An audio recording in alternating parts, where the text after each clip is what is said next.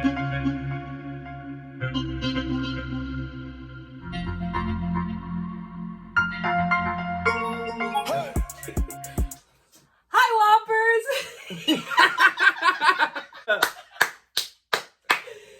job, Sarah. Oh, so now you want to be on the video, huh? Hi, Whoppers!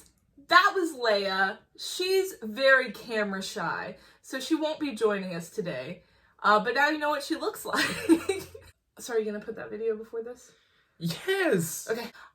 We are here to go over your Unit 3 packet, your final packet for the year. We are going to be having some DBQ practice and that kind of thing, but as far as content review, this is going to be the end. So the Unit 3 packet is going to cover information from the time period of 1750 through 1900. So it starts off with a timeline to go over some big important events, and then it jumps in with industrialization. So the first thing it asks you to look at is steam engines and internal combustion engines and what were their use and benefits whenever they were first created. So the earlier form is going to be the steam engine, and that's going to generate power based on steam. And so the benefit of this is going to be that it allows for factories to develop, to run machines, and it's going to make ships and transportation more efficient as well. The internal combustion engine is going to be a little bit more sophisticated. It's going to provide power using the heat from the combustion process. And the benefit is that you could have automobiles and they would be able to travel faster. You're going to also be able to fuel things using these really cheap and widely available fossil fuels. So at the time, that's going to be a really big development, and that was considered to be a really positive thing because they had all kinds of sources of those fossil fuels. But we know now that that maybe wasn't as positive because of the after effects of like pollution. On page 2, it asks you, what did improved steel production lead to? So improved steel production, things like the Bessemer process is going to provide steel for a cheaper price. It's going to decrease the amount of skill that had to go into actually making the steel. And so you could have less skilled workers, which meant you could pay them less. And so overall, that material is going to be a very cheap and widely available material. With this widely available steel, you're going to be able to build things like bridges, railroads, skyscrapers, etc. So the next chart that you're asked to look at is giving you some different cash crops, and it's asking where were they grown and harvested during this time period. So the first one is cotton. Cotton is going to be grown primarily in India as well as in the southeastern United States. The next one is rubber. Rubber is going to be grown in the Congo, in Africa, in Brazil, and in East Asia. And then sugar. Sugar is primarily going to be grown in Latin America, predominantly in the areas of the Caribbean and Brazil. Moving down that page, you have a chart that asks about Adam Smith and who he was.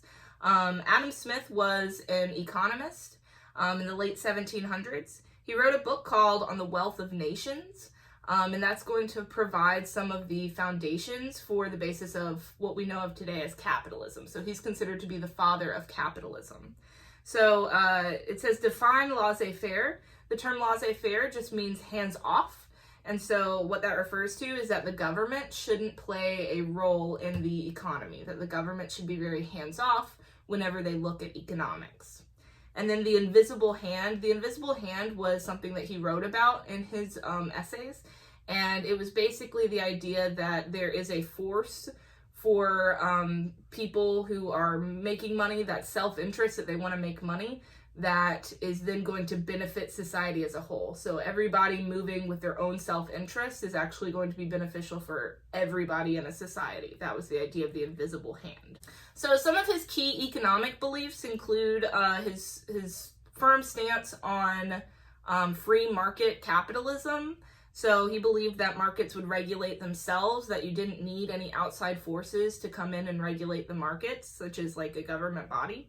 And of course the belief that competition is going to benefit the consumer. So it's good to have that open market because then people can compete with one another, produce better products, cheaper rates, and everybody wins.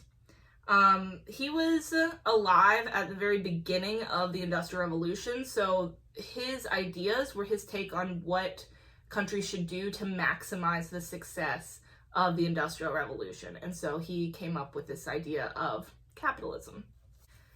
The next page asks you to look at the global nature of trade and production, and in particular, one kind of case study of the United Fruit Company. So the United Fruit Company, the country of origin is going to be the United States of America. The countries of operation, really, they operated all throughout Latin America, in particular in Central America, Costa Rica, Guatemala, Honduras, those countries where you could actually have the climate available to grow tropical fruits, because the products and goods that were traded were predominantly tropical fruits, in particular bananas. The United Fruit Company is going to use that kind of economic imperialism where they're going to utilize the force that they had, the power that they had, because they had the money to sort of control what was going on in those Central and South American countries. And so a lot of times we refer to those countries that are going to be so reliant on the United Fruit Company as banana republics. And that's where you get that term from. Okay, moving down to part 4, it says in the space below, explain the importance of the transportation and communication innovations listed. So first we have railroads, and this allowed for efficient public transit. And it's going to make shipping costs lower and standardize our time based off of how long it takes you to travel across certain distances in the United States. So that's going to be basically what leads us to shifting towards time zones throughout the world. Steamships, it has filled in for you. Telegraphs, it says they allowed for long distance communication, basically without physical transportation. So that way you can have, if you think of an example like the military, someone who's on the front lines versus someone who's at a hideout or, a safer location can communicate now with the front lines and see, kind of what they need. So that's going to play a major role in colonization, especially when we look at Africa. Canals, they're going to become more sophisticated during this time period and decrease shipping costs immensely. For example, the Suez Canal in 1869 is going to link the Mediterranean Sea with the Indian Ocean, and so that trade network is going to thrive after the 1860s. The Panama Canal was built in 1914. It was actually started previously by the French, but they basically ran out of money. And so the United States is going to kind of swoop in with Teddy Roosevelt basically leading the charge and being the first president to travel outside of the United States to oversee this, construction project that links the Gulf of Mexico and the Atlantic Ocean with the Pacific Ocean on the west coast of the United States. So that's a huge shipping route now that's opened up. You don't have to go along the southern tip of South America anymore. You can just travel through the Panama Canal. Our next section is section 5. The development and spread of global capitalism led to a variety of responses. So for each of the alternative visions of society that developed in response to industrialist treatment of workers listed below, complete the grid with specific examples. So the first thing that we're going to look at is Marxism. So key proponents of Marxism, first of all, you need to know Karl Marx. He's the kind of founder of this ideology.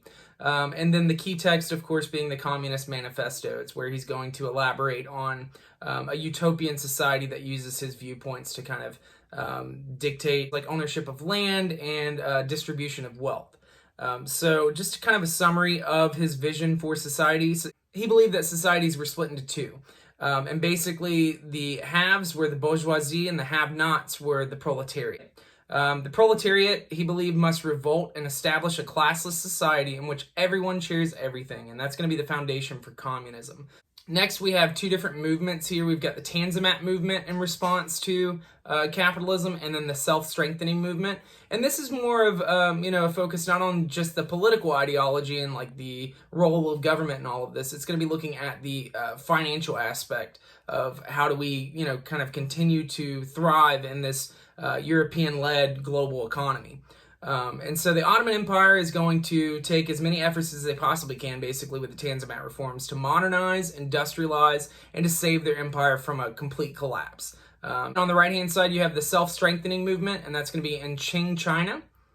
And this is just a reaction to the Opium Wars and the efforts to westernize, basically in order to keep up and to overcome the West. So it's not like, oh yeah, they were right, they have a great system. It was more like, we need to make sure that we're caught up to them so that we don't get taken over completely. So that kind of split the population in two, essentially between those who supported the West and then those who embraced traditional Chinese society and did not agree with the government's efforts to modernize and westernize.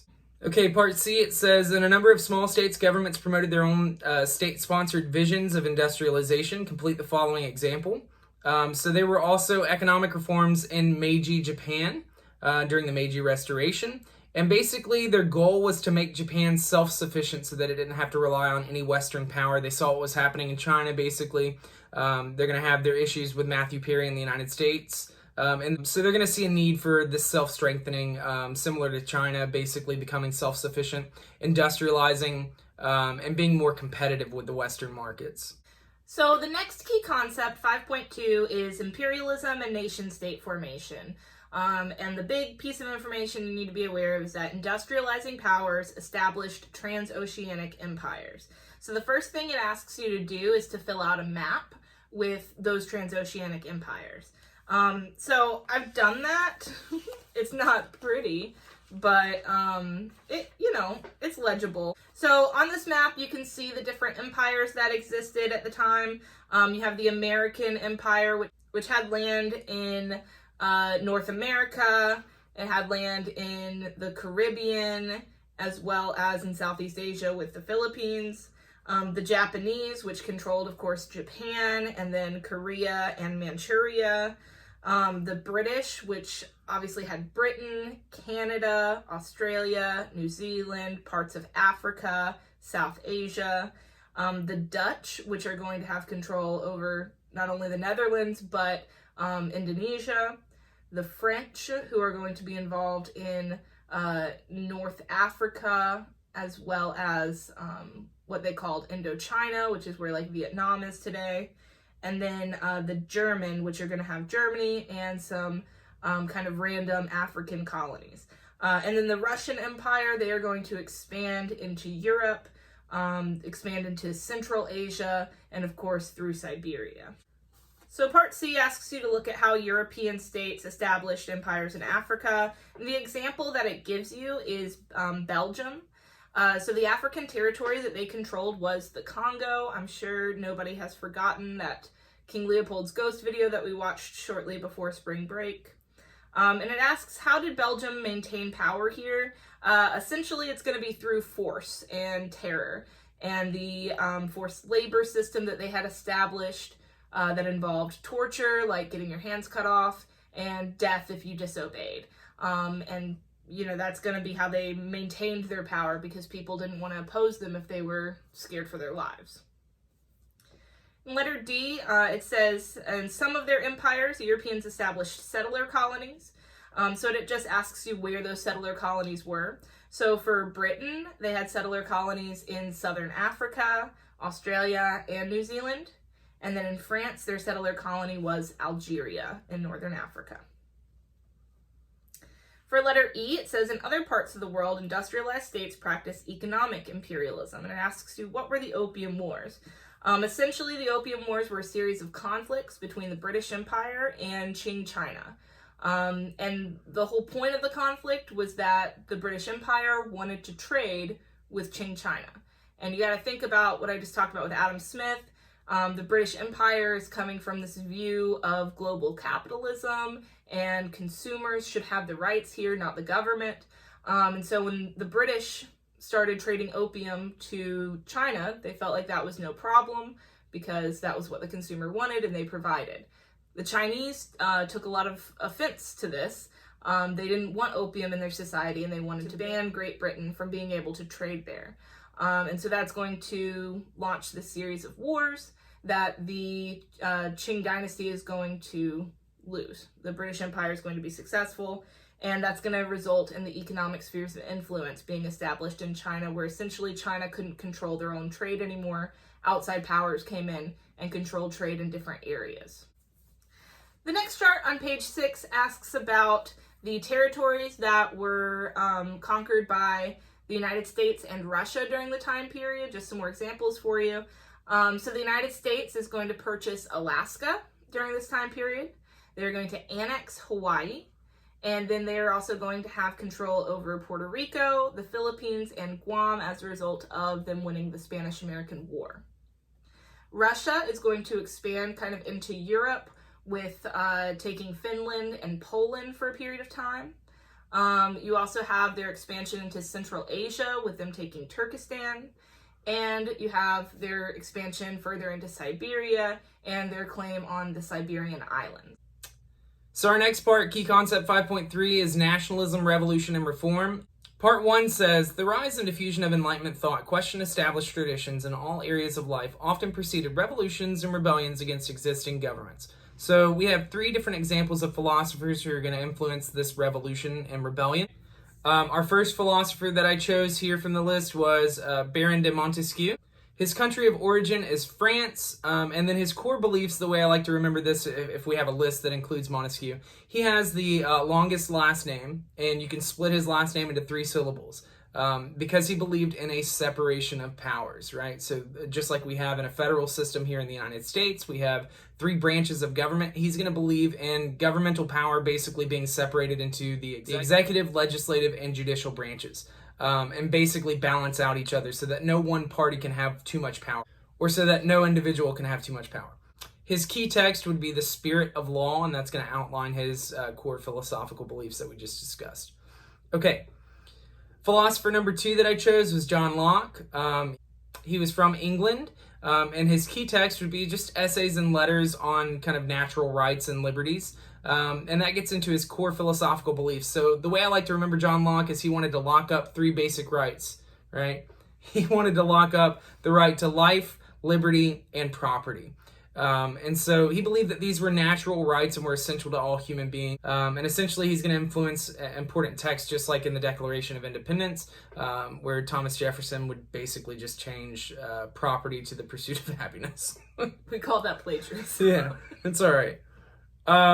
Philosopher number 3 is Voltaire, and his country of origin would actually be France. What's his long name? It's like real long. It's like real long. Yeah. Francois Marie Arouet. Voltaire is going to advocate for freedom of religion and freedom of speech. So the way I like to remember Voltaire is that he wanted to tear a separation in between church and state. So basic kind of tenets of our current system here in the United States is going to be influenced off of this Enlightenment era. Okay, so for part B on the next page, on page 7, it says, for each of the documents listed below, explain how they influence resistance to existing political authority. So our first document here is the American Declaration of Independence. This is a clear resistance to British authority, and it basically established the decision of colonies to separate and to create their own free country. And it set that precedence that in any situation where, people of a certain empire or of a state feel that they are not represented by their government, that they should have this right to rise up and replace that government. And so the will of the people is what should drive the governing body's actions.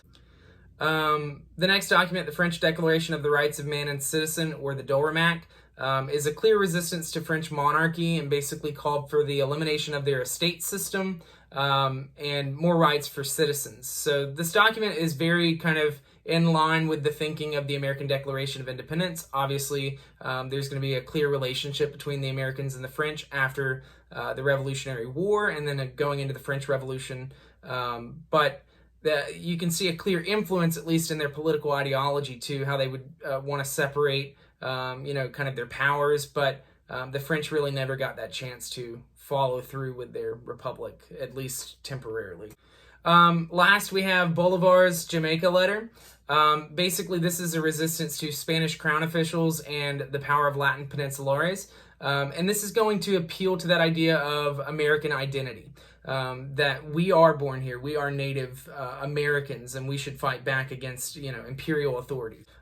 He's going to help unify people against the Spanish crown specifically by calling out their atrocities that they'd committed repeatedly, just like we outlined with the Declaration of Independence. So this justification of their atrocities is important because it's not just necessarily for the people. The people know what's going on.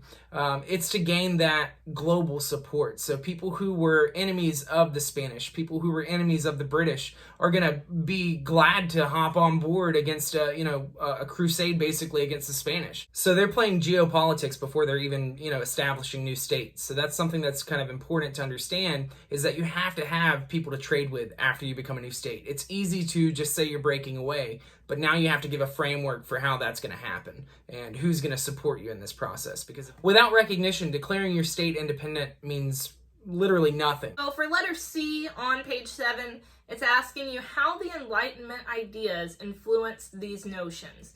And the chart asks about expanded suffrage and abolition of slavery. So expanding suffrage specifically to women is going to be one of the main issues of the time period.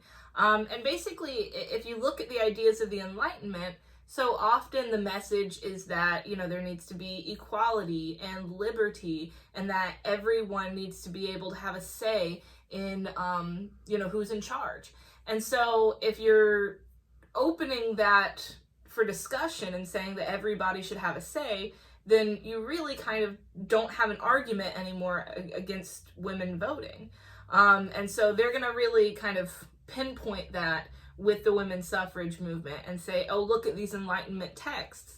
They give us the evidence that we need to be allowed to participate in our democracy. But with the abolition of slavery, it's going to be a similar idea to that, notion of women's suffrage, that the Enlightenment has now made these ideas popular of equality and liberty and, not having an inferior and superior party. And when you read that from the perspective of those Enlightenment thinkers, oftentimes they were saying that directed towards a tyrannical monarchy establishment. However, if you read that from the perspective of, colonists or slaves, then it has a completely different meaning. And so when people started to read that from an outside perspective, they started to recognize the hypocrisy in it, that how can you say that the government shouldn't have this power, but in the same breath, you allow these wealthy landowners to have that power over another group of humans. And so with that hypocrisy being realized, you really don't have any more justification for slavery. You played yourself. All right, the next part of this key concept is looking at, in the 18th century, peoples around the world developed a new sense of commonality based on language, religion, social customs, and territory. These newly imagined national communities linked the identity with the borders of a state, while governments used this idea to unite diverse populations. So basically, this is referring to the idea of nationalism and feeling more loyalty to the community, the society of people, as opposed to like a ruler. And that's going to be one of the after effects of the Enlightenment, is that we've now shifted that loyalty. And so nationalism is going to develop, and in some areas it's going to result in completely new identities. So two of those areas are going to be Germany and Italy. Whenever Napoleon's empire, the French Empire, is going to collapse, then it's going to leave sort of a power vacuum. The German states that existed there, like Prussia is going to be the most powerful of the German states. They all spoke the same language. They all practiced very similar culture. And so they are going to recognize that strength that they had together as opposed to separated. You're going to have a key figure in this, Otto von Bismarck, who's really going to push for German unification and actually taking those states that were separated and pushing them together as one unified Germany. And so that's going to result in the creation of the country of Germany. The next one, Italian nationalism, kind of similar situation. When Napoleon fell, there's going to be that power vacuum in Italy. You're going to have several different states that operated separately that recognized the strength that they could have together. They are going to unify. The key figure in this one is going to be Giuseppe Garibaldi, and he's going to push for that unification of the Italian states. You're going to have a series of revolutions, but eventually you will have that unification and the creation of the country of Italy. The next part of the key concept deals with increased discontent with imperial rule propelled reformist and revolutionary movements. So you're looking at the 4 major revolutions of this era, and you're just giving a very quick synopsis of cause and effect. So when we look at the American Revolution to start off with, the causes were primarily increased taxation, remember taxation without representation, and the tyranny of the British Empire. They felt that the British Empire was telling them what to do, and they didn't even feel British anymore. So the outcomes of the American Revolution were, of course, the creation of the United States as a separated country from Great Britain, no longer part of that British Empire, and it's going to be the example of success, that this could actually happen because they were the first colony during this era to break away from their mother country via revolution. So it's going to serve as that inspiration for others. So some of the causes of the Haitian Revolution include the intense internal divisions, those very strict social classes that were in place, and the reliance of that island on slavery. So about 90% of their population were slaves.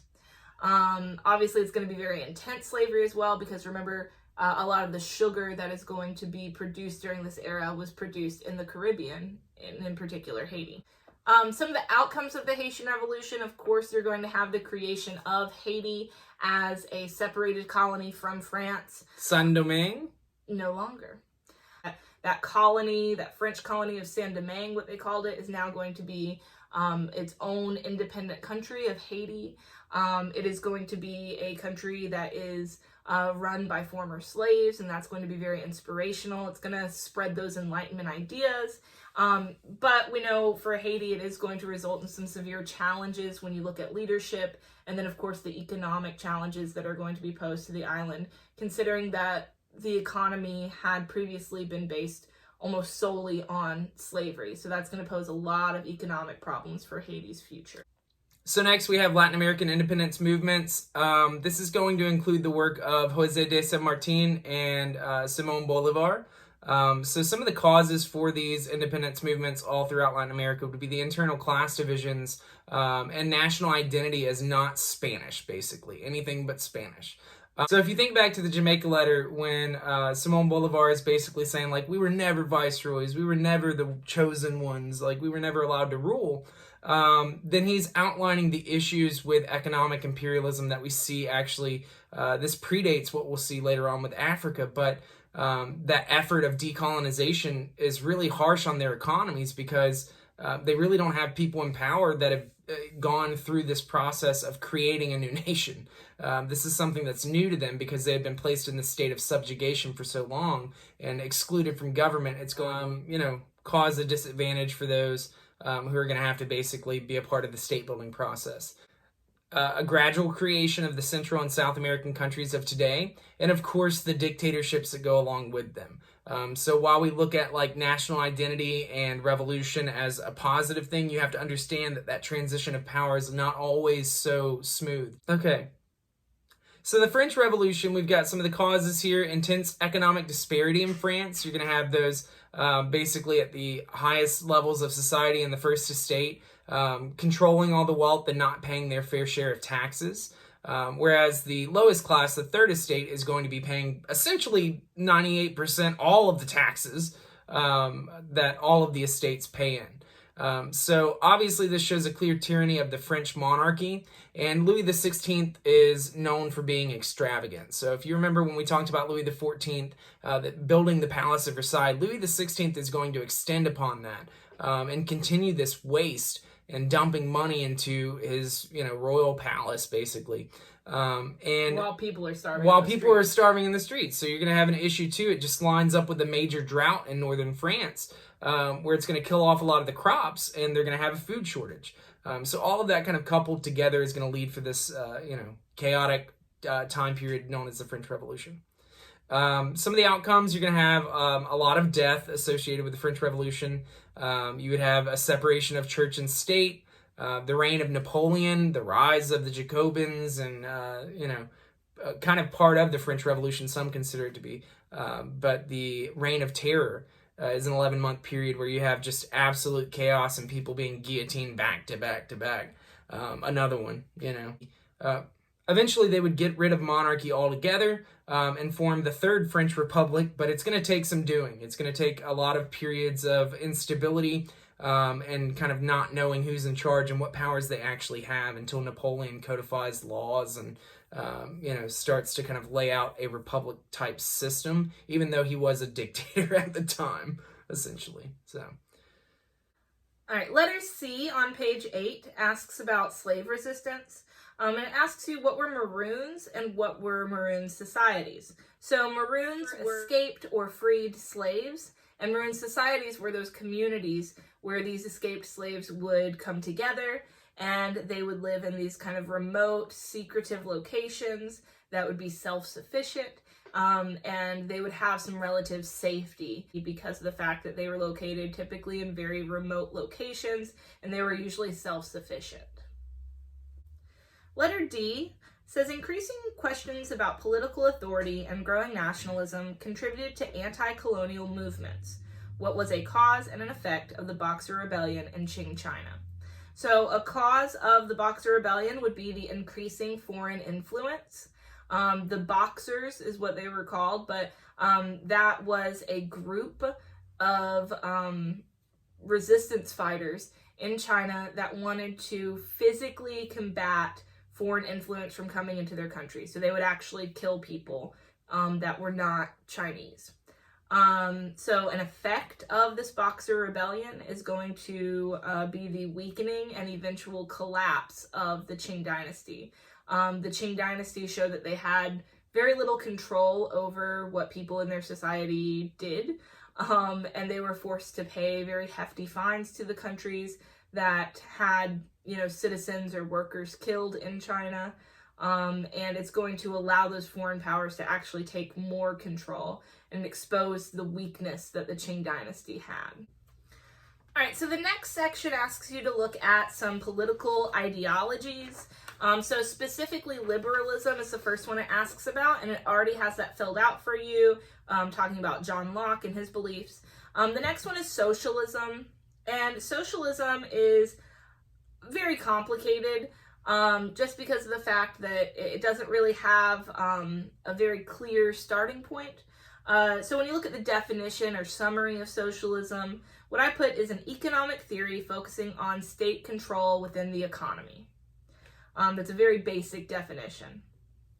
The key proponents of socialism, you're going to have a few different ones that you could list here, but like I said, there's not really an official starting point, so there's not really an official starting person either. So some of the key figures here would be Robert Owen, who was an economist, Karl Marx.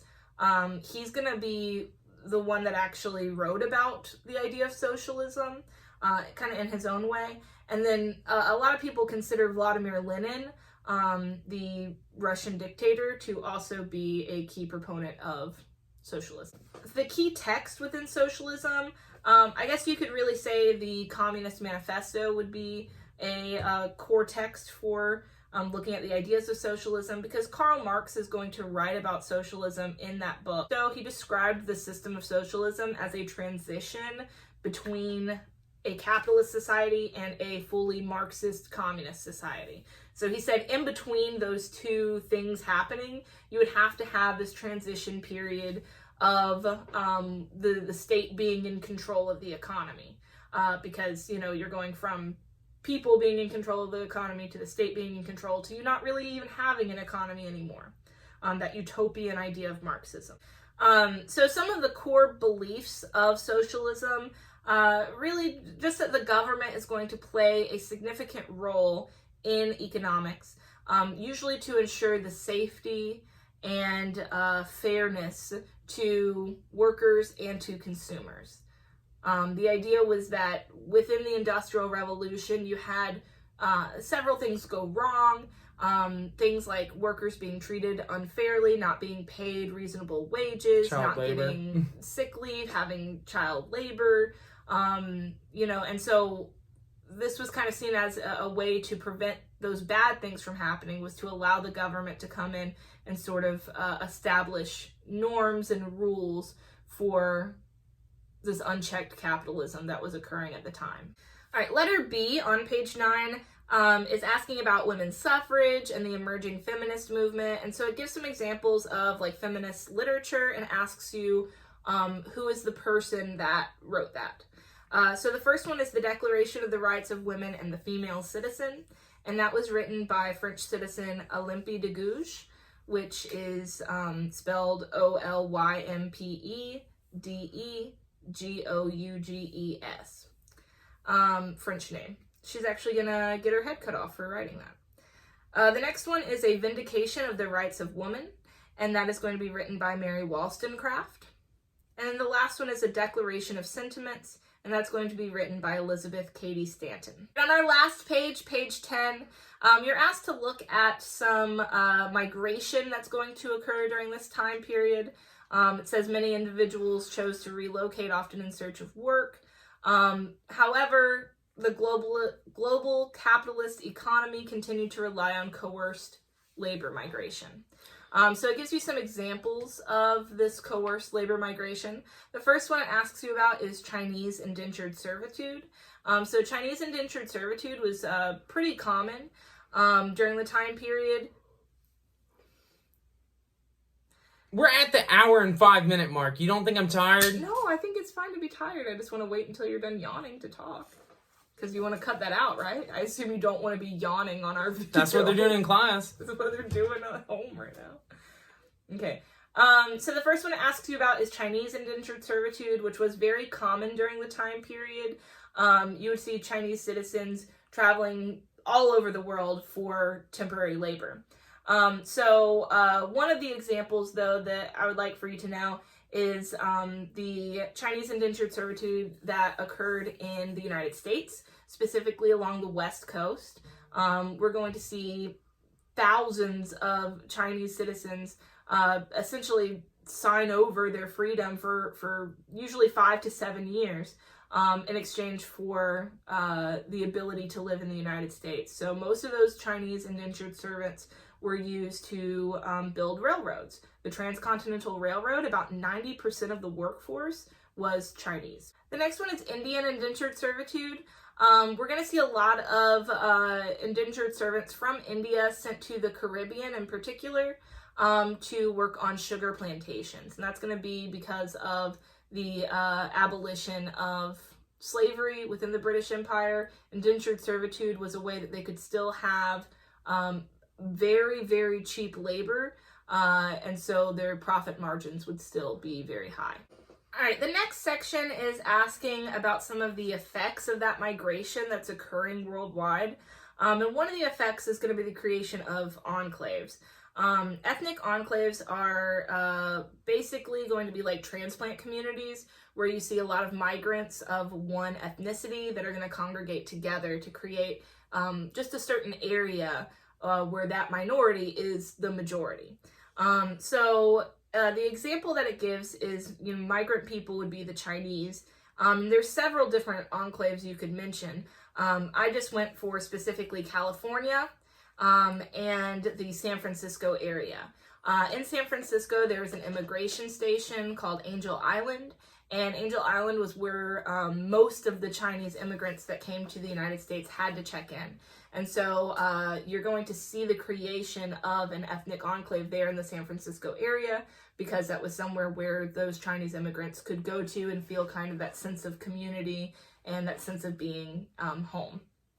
And so in that area, in San Francisco, you would hear a lot of people speaking Mandarin. You would have Chinese food that would be served, that kind of thing. So how do those enclaves help create migrant support networks? Well, like I just said, it is going to give them that sense of community. That's going to give them that community support. Other people going through the same struggles that they are going through. And of course, you're going to have migrants being able to band together to fight for better rights. And a lot of people don't realize, but the Chinese were very, very discriminated against in the United States. And so those enclave communities really provided them that sense of security and safety that they needed. The Chinese Exclusion Acts of 1882 to 1943 are going to take place in the United States. And this is kind of a carryover effect from the Reconstruction era and Jim Crow laws. You'll see the same thing applied to other ethnicities that are not of European ancestry. So during this time, you'll see the railroad kind of being a driving force behind Chinese immigration, and there's going to be a reaction in California to that. This is going to be where we prevent Chinese immigrants from coming to the United States, backing up those ideas of xenophobia or a fear of an outsider. Or someone coming in and kind of taking over, because there was such a flood of immigration during this time period because of industrialization. And so Chinese workers in the Western United States are going to be discriminated against. It's going to include racism and, of course, violence. And, of course, this policy is going to be seen today as extremely racist. The White Australia policy from 1901 to 1970, obviously it's going to take place in Australia. And the goal was to prevent anyone of non-European descent from immigrating to Australia. This is going to tie back into that idea of xenophobia and racism. When we look at like the fear of an outsider kind of coming into your country and changing the ethnic makeup, you're also looking at the economic disadvantages for your country and your citizens. So that was kind of the claim at the time with the White Australia policy, is that they were trying to prevent a massive job loss for Australians or people of European descent. It was riggedy wrong. All right, guys, that's it for this video. That's it for the unit packets. I know that they were, really extensive, and they're going to have a lot of information in it that is crucial for you to pass the AP exam. So that's why we did this. We will be coming to you with some videos on DBQ practice. May even do some podcast stuff. I don't know. Trying to talk her into it. We'll see. But we love you guys. We miss you, and we'll see you real soon. Bye. Love you. Is that... They never viceroys. I've read it.